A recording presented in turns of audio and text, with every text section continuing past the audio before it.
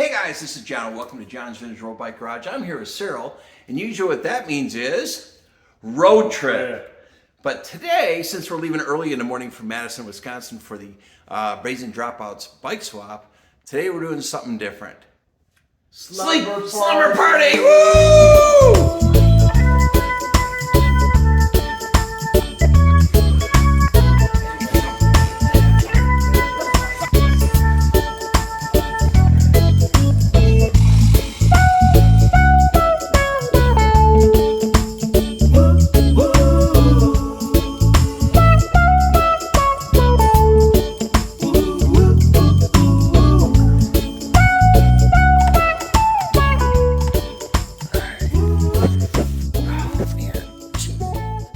Freaking early for this.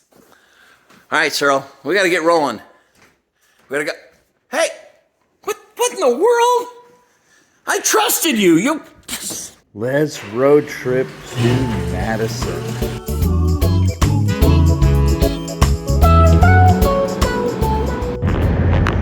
All right, we got a half hour to go. We're going to be in Madison.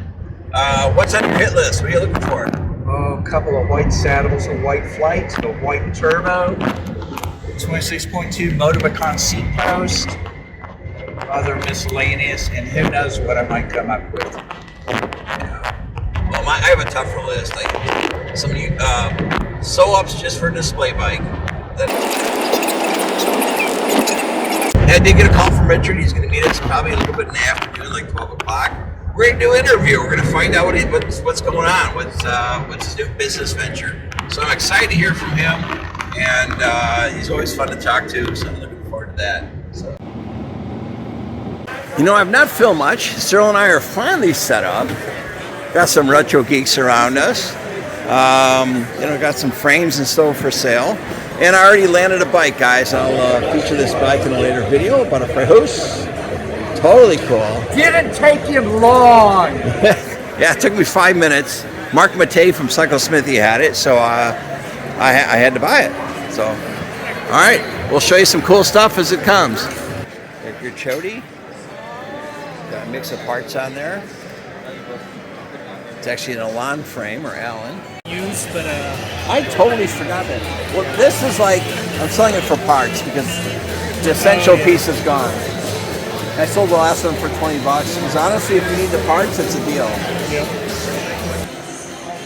this is the chairboard press as well, so I don't know if it was a race between different towns, and if, wherever that circuit was, the winner, there were, But the form, I mean, Hey guys, bear with me through this video. The sound quality isn't all that great. There's some background noise. I am going to invest in some better equipment. Just bear with me today. Got a Chinelli cockpit here. Looks like a 110 stem. Is that a 110? yes, sir. All right, my eyes are working. That's the R1, which is the hidden bolt stem. Yeah, that's pretty cool. Here's something you don't see very often. That's pretty sharp.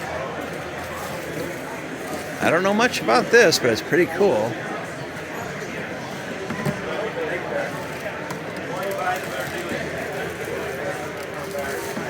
It's pretty, actually. You know what, guys? As I'm walking through this swap, I love doing it, looking for cool bikes, cool parts. And however, this time I was really distracted.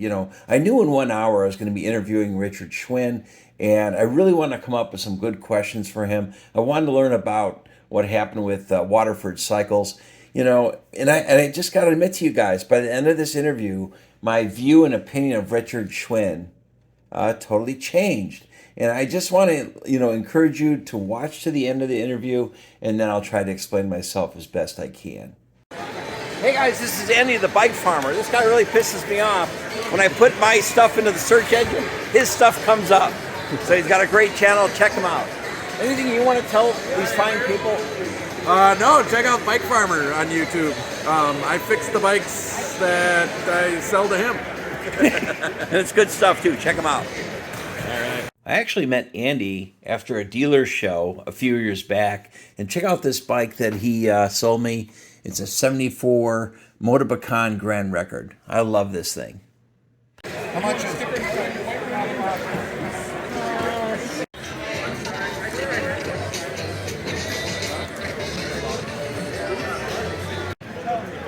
So yeah, Velden also, yeah. It's not the original painting. No, this is Not going. No, they always. no, this is powder coated. Now, earlier I met a gentleman named Doug who was looking for some touch-up paint for his Waterford, and it was a lot of fun. I got to introduce him to the man himself to hook him up. So we're actually going to do an interview. So I'm going to take my shirt off. Got your chair. We're at the Racing Dropouts show, as you know. We've been walking around the bit. And guess who showed up? We have Richard Schwinn, as promised. And, Cyril and I were up in Waterford, and we were getting my bike picked up. He painted a Campus Green Paramount, and he also repaired an 88 black anniversary edition Paramount. You may have seen that video. And we pick him up. A week later, we see something in the news. Okay, you're shutting down. Yep. And I'm like, what in the world? We're just there. Why would he not tell me this? You know, he was gracious enough to took us through the factory, the whole bit.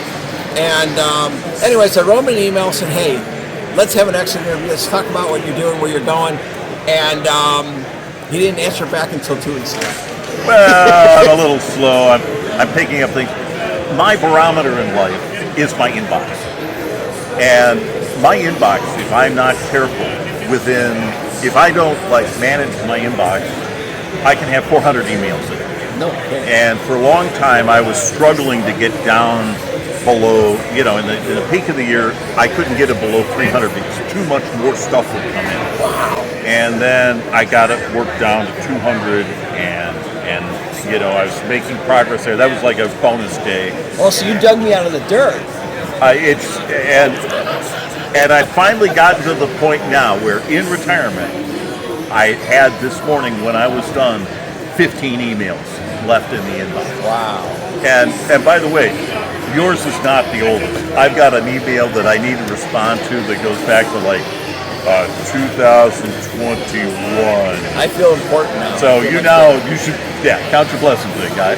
So anyway, yes, you're coming by here and I'm going, I'm about to shut this place down. And actually, I even knew it when you brought it there. Decisions like this don't happen overnight. Right. And it's a long-term decision.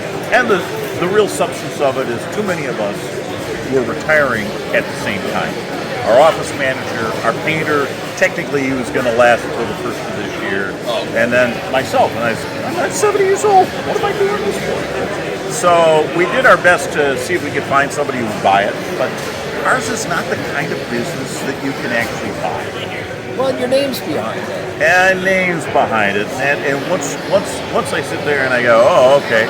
A lot of people buy bikes because of my name, which hopefully they buy bikes because they're good bikes. But and I think most people have come to that conclusion. But nonetheless, it makes it a lot harder for somebody picking up. And then when your chief painter is going away, it's a duel. Yeah, and my partner in crime, Mark Muller, is 74 years old, although he's alive and kicking. So he ain't going away anytime. But it was really kind of time to make the move, and we were very fortunate. We were in a position to be able to close the business down, to give a severance to our employees. And to make sure that we were able to serve all our customers to the very end. And I can't tell you how proud I am of the work that everybody has done, because we had to complete a huge number of bikes before we actually closed the factory down, and we've got the last one shipped out literally the day we had to be out of the building because we sold the building. And all the equipment is already gone except for the ability. In fact, we had to tape the last boxes shut because the air compressor was gone. and our stapler was gone, and that was it. So the last 5 bikes were taped shut because that's all we had left. But we only had one mishap out of the last 100 bikes. And, when you're in the custom bike business and you have so many special requests, getting signals across is probably one of the biggest problems that any customer faces. Sure. So I am just eternally grateful for the work that people did in the face of losing their jobs. Now, Well, Roger did an amazing job, not only fixing my black one, my 88, but also too I had he painted campus green for me, which is not an easy color. no, not at all. And I was so excited when I got that. Here you can probably see it. Here's a video of me picking up the bike. I'm just blown away by it. It's just so impressed with it. And I'm actually really proud of the fact that I kind of had one of your last bikes. And I don't know how many you had those last. Do you know how many frames you built in your tenure with Waterford, with the Waterford name on it? Or I know you had Shinola. We had Shinola, we had Waterford, we had standard BMX bikes. We did Rivendell's for many years. We did a number of other. We were building bikes for Georgina Terry up to the last. In fact, some of the last bikes that we built were bikes for Georgina's customers. No kidding. So I've never actually done a complete count. I think the number's probably, it's certainly over 25,000. 25,000? Out of the factory when, yeah. In how many years? Well, it's 30 years. 30 years. Actually, we probably did over 30,000. Probably good for an average town. I did not know that. I'm learning a lot. That is We fantastic. had so many bikes that we were doing. The gunners. Yeah. For every Waterford sold, gunners were obviously a much bigger deal. They were a much more economic bike. Well, now you're shut down since when? When was your last day? July 18th. But who's counting? July 18th. Well, that's the day we sold the building, and the very next day, my wife and I took our trip to Europe and for a bike boat trip. Oh, sweet. And we rode through the south of France. And it was a wonderful trip. And a lot of people go, "Why are you in such a hurry to finish?" It's like, we need to bring closure. And the door is going to shut, and you're going to hear it shut. Right. And that's it. And we were as much done as we could be. Now, there are continuing things. I've got a couple of programs. We've actually created an online store, which we never really had for Waterford. And in the online store right now, you can buy replacement decals. Now, replacement decals for Waterford or what? What can you buy? Well, the replacement decals for Waterfords and Schwinn Legacy. And we've got virtually every flavor of Schwinn Paramount decal, and we're pretty good on the different flavors of Waterford decals. I think we have them. So, and then we're building up our touch-up paint business. Now, we sold our touch-up paint to a local gentleman here, NYF Paint, Adam Blumenthal, excellent painter. He's got a nice shop right here in the Madison area, and one of the goals was to use it as a way to provide touch-up paint service. You know what? I talked to Adam for about an hour. Interesting guy. We crossed paths in the past, actually. I'm going to show you some work that he's done. You see, it's beautiful work around the lugs. Does two-tone paint. He has a whole menu of things that he'll do. Yeah. But yeah, I'll put his information down below in the description down below. So this business is up and running. Our store is up and running, Right. yes. Awesome. And it's going to be growing. I've got a supply of inserts for modern bikes, and a lot of the bikes now have inserts for the rear tabs, different types of brakes, and all that sort of thing. So we've got support for that that we're adding. I have a dream of designing a jersey. Oh, sweet.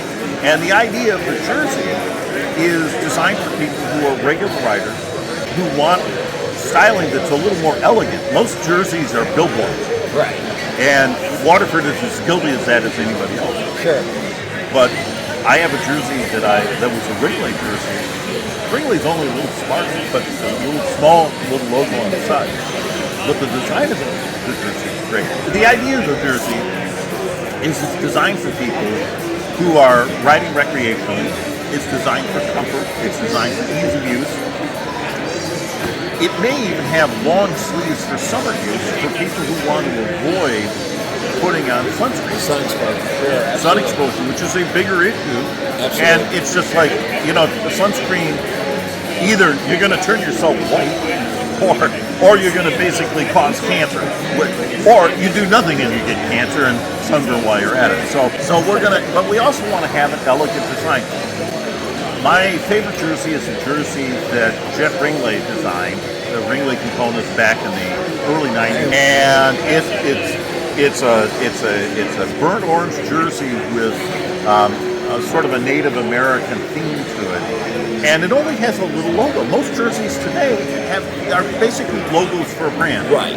And the ones that aren't are like generic brown. I have a generic red jersey somewhere, and I'm like, I'd like something a little more clean. Well, I want to hear when you get that launch so I can help you with that, because honestly, I'm dying for something that this kind of, I'm not small. Something that can be comfortable. Well, and I am also gravitationally attractive, so I will.